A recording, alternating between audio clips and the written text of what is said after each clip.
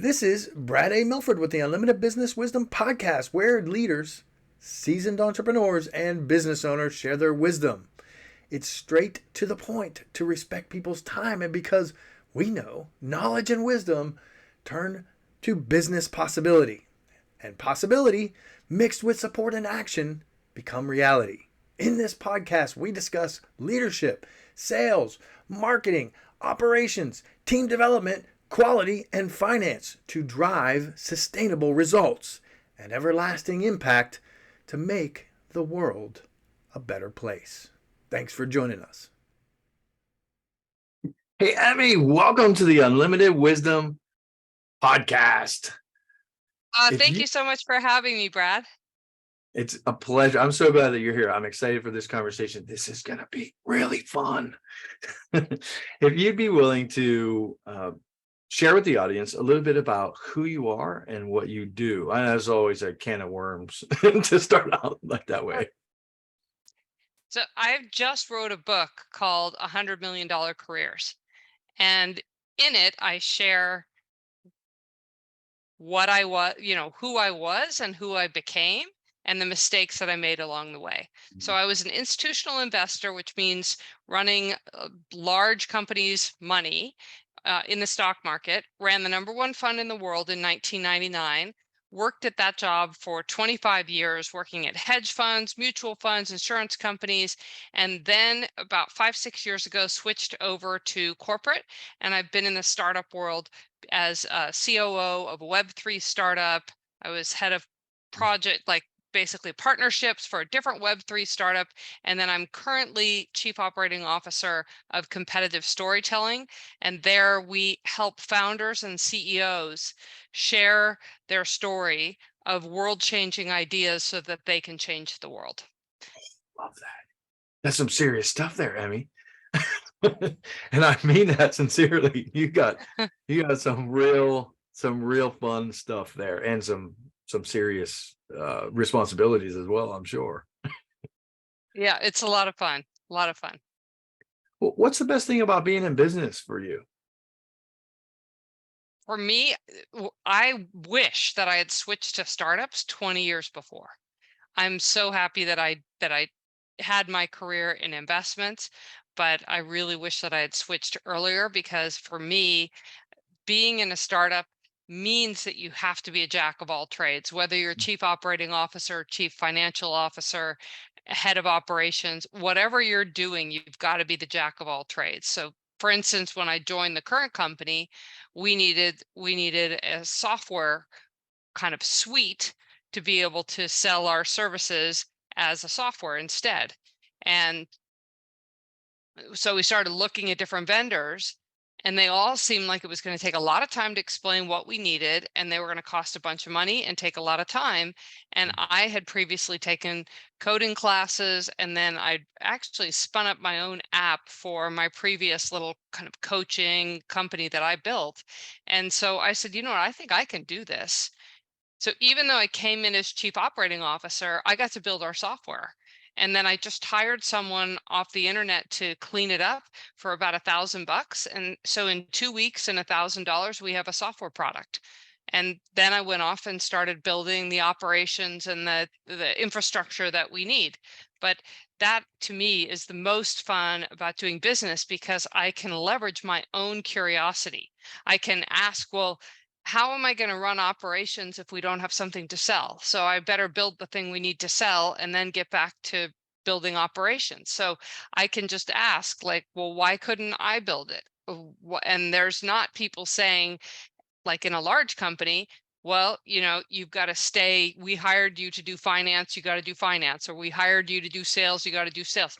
Here in startups, you just have to figure out what needs to be done, what is the bottleneck, and then go do it. So I find that really fun. My favorite school was Montessori. Do you have those Montessori, the little preschools? And it's all about curiosity and doing different jobs and then jumping over and seeing what other people are doing. So I feel like I'm back in Montessori. Nice. What a great analogy. And I love everything you said. I mean, I was just thinking, and I know the listeners, people watching and listeners saying, I know what that feels like. Right. Startup is like Tag, you're it. Who wants to put their name in the hat, in the ring? Do you want to be in the ring for this? Like, we need this tomorrow. And it's just a daisy So chain fun.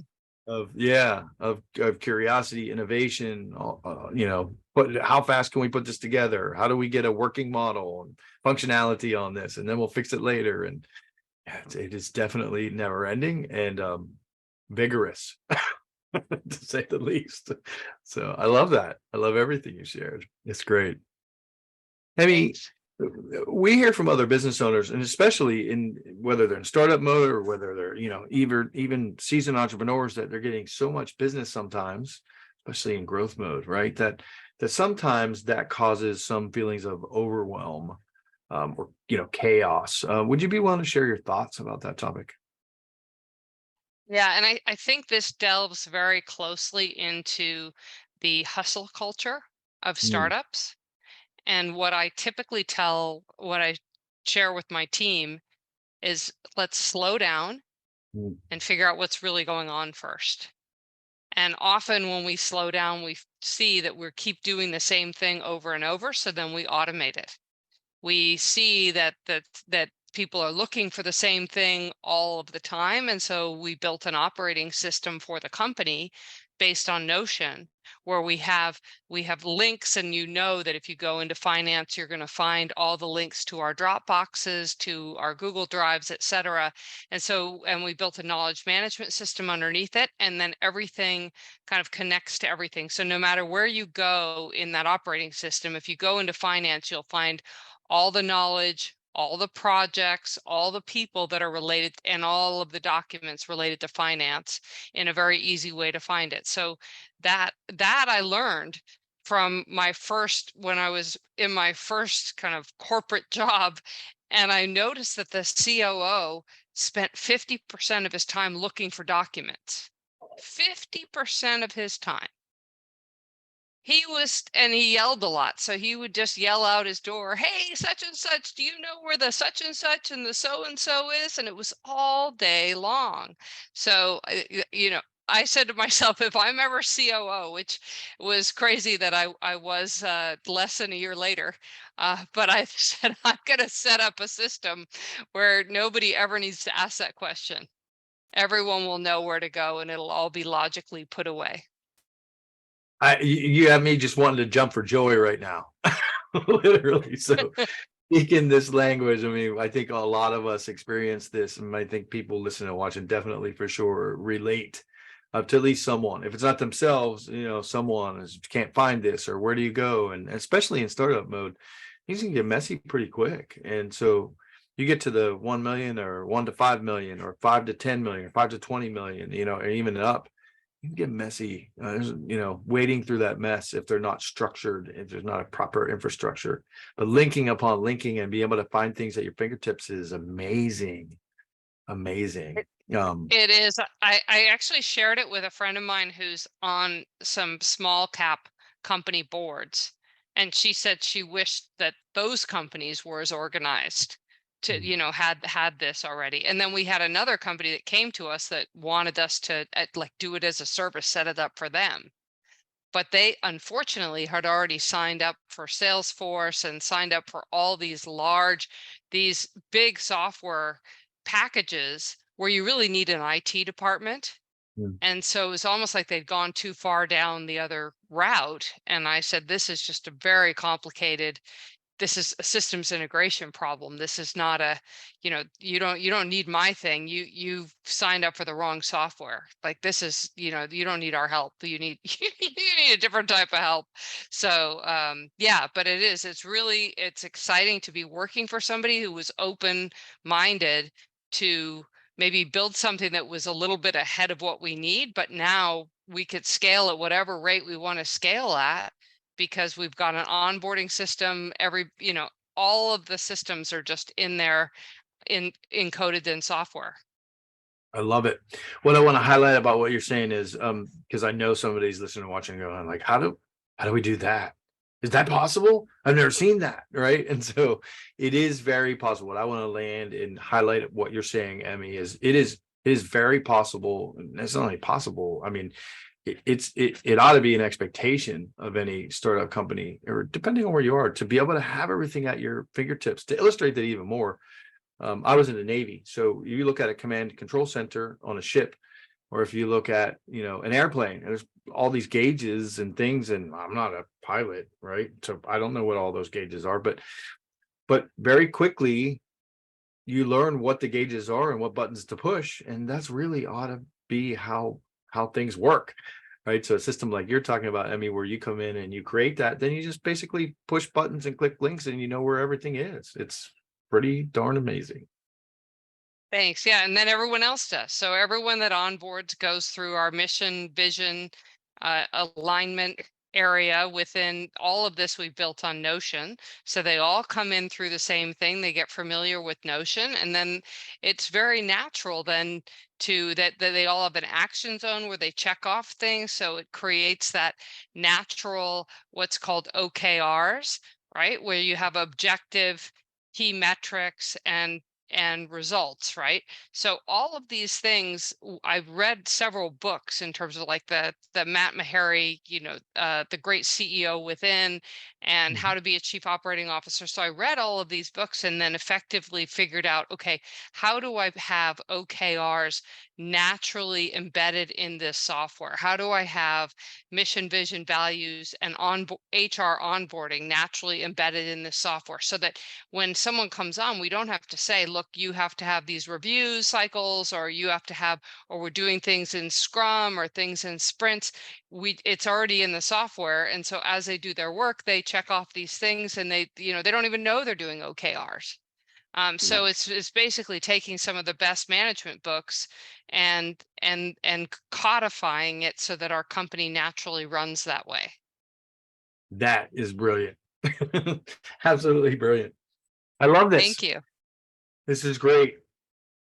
So shifting gears a little bit, and this is one of my favorite questions. Who else successful like yourself, of course, ought to be on the Unlimited Wisdom podcast, Emmy?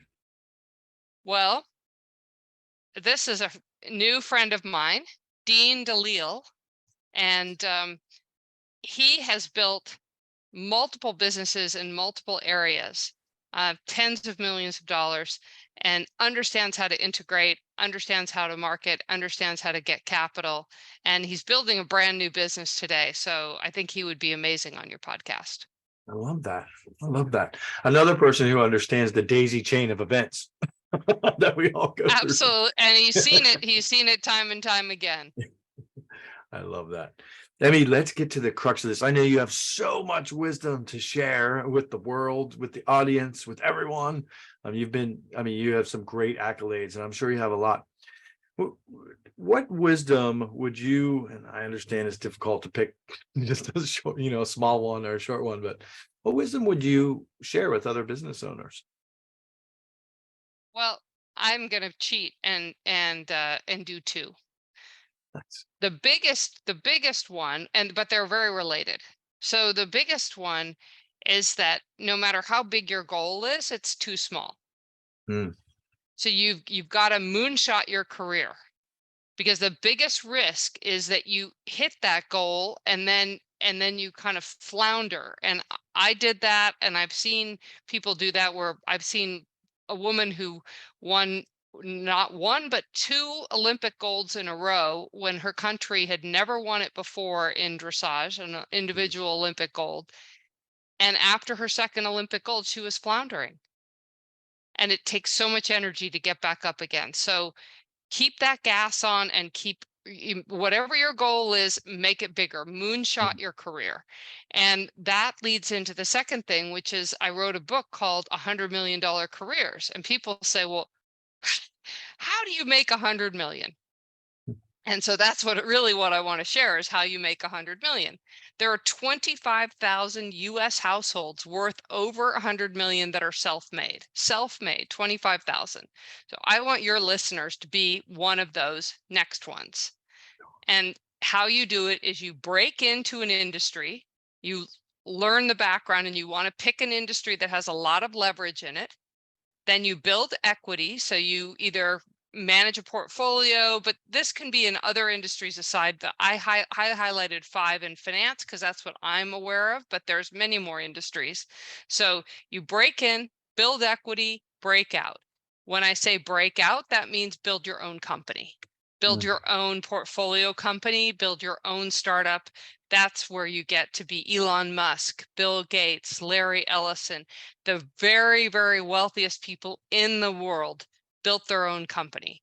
But even people that run portfolios, they run hedge funds, they run venture capital funds, there's plenty of venture capitalists that are billionaires as well. So, and that's, more than the 100 million that seemed like such a big number only moments ago. And now we're talking about billionaires and hundreds of billions, right? In the case of Bill Gates. So that's really and that, think about that as you're listening. The moment that I say 100 million, it seems big. Right before that, I said, moonshot your career. And now we're talking about people that broke out, created their own companies, and made hundreds of billions. And it again highlights you've got to moonshot your career. You got to dream way bigger. I love this. Moonshot. I love the terminology too, and the way you said that. Right. So moonshotting is great. Or even bigger than that, like the universe. Right. So I love this. I mean, think bigger. I know I've experienced this as well. And I know some of the people listening and watching have just said, yeah, I've achieved my goal. And then I wasn't sure what to do next. So I hear what you're saying is like really overshoot so that you're way beyond. And then you have milestones along the way and you chip away at those mountains or those milestones along the way. If somebody's watching this and thinking like, well, how do I even begin to do that?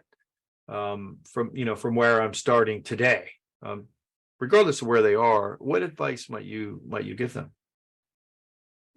You can for sure check out resources on my website. I have a lot of free resources, including a free blog that talks specifically how to make 100 million, how to moonshot your career. All of that is for free on my website. So they can check that out at emmysobieski.com. But the real thing is you're not going to have the stamina. So the first thing to do is to make sure that you've got the foundation. The foundation is eating really well, working out every day, moving every day. You don't have to go to the gym every day, but moving and doing something good for your body every day, and then connecting with other people. And that foundation of health, of psychological and physical health, will mean that you have the stamina to really work at whatever you decide to work at. And then the next step is to make sure that your personality aligns with the career that you choose. And then the third step is to make sure that the career you choose has leverage, is in the flow of money, that there's people that you've seen in that career that have made 100 million. And then if you have that, if you are aligned with your career and you've got a good foundation of health, so you have a lot of energy and you're in a career where you can make 100 million, then you're set up. Love this conversation, Emmy. I've got to go one place because I'm a pattern guy and I've heard you mention leverage multiple times. So I want to dive in a little bit. Let's talk leverage, right? So if somebody's going from, let's just say 0, or say they're halfway, to where they want to be, but they know they can do it and they're not quite there. Let's talk about leverage and what that means. Can you just, in your own words, just talk to me about what you mean by leverage and how someone can use it to their benefit? So a lot of people think leverage is kind of like a dirty word, like you use leverage to buy a house, and maybe that's a good thing, but now you owe the bank a bunch of money, or you use leverage in the stock market or in crypto, and then the market goes down and then you lose everything, right? So there's like this negative connotation to leverage, but leverage is everywhere. Leverage can be, there's a great book that I'm just reading by Dan Martell called Buy Back Your Time. So you can lever another person and have them do assistant type of work so that you can do work that will really move your career forward. You could do that. But for me, the day-to-day leverage is thinking, what task am I doing now that is completely mundane, and how can I turn it into a leverageable moment? The example that I use in my book is two investment bankers. You're in your first year at an investment bank. An investment bank is like Morgan Stanley, Goldman Sachs, and they're basically trying to take companies that are private and sell their shares to investors and become public companies. And so these bankers have to put together all of these, long forecasts and spreadsheets, PowerPoints about why this is a great investment and what price it should be at. And then they have to go around meeting after meeting after meeting, sharing the PowerPoints and the forecasts. And they maybe do 8 meetings a day, and they do this for 3 weeks flying around the world. And so for the junior investment banker, what are they doing? They're making copies, they're making PowerPoints, and they're going to meetings, handing out copies and PowerPoints. A smart investment banker that is doing that exact same thing could be getting the business cards of all the top money managers in the world and all the top CEOs of these new brilliant companies that are coming public. And maybe because you're too junior, maybe you're not going to call the guy up and ask him for a coffee, but you could email him every 6 months or something like that. You could build a relationship on LinkedIn. So imagine doing that for 2 years, all of the incredible people that you'd meet, the people that you're exposed to. And so you can imagine the career trajectories of one person who's just trying to get through their 100-hour week, making copies, getting on planes, handing out copies, and the other one building this incredible network at the age of 22. So that's an example of leverage, but you would be surprised when you think about what are the stupid, repeatable, brain dead things that I have to do every day, and how can I lever that moment? How can I take that moment and make it a 10x moment? Love it. I love this. And I think you did a great job of illustrating, the power of leverage. So in a very simple, easy to understand way. So take those mundane tasks, automate them, pay somebody else to do them, whatever you got to do, but leverage those moments so that you can work on the higher priority items that are going to move from And if you can't, maintaining to maximizing, I guess I might say. So I love. yeah, and if you can't, if you can't automate or outsource and you've got to do it, then make the best of it. Make the best of every moment. Yeah, I love it. I love it. That's great. So, is there anything else we're gonna shift gears here for just a moment? Is there anything else that you want to drop? Because you already over delivered, so I figured I'd just throw it out there. Is there anything else that you might just drop for business owners trying to leverage their way to 100 million?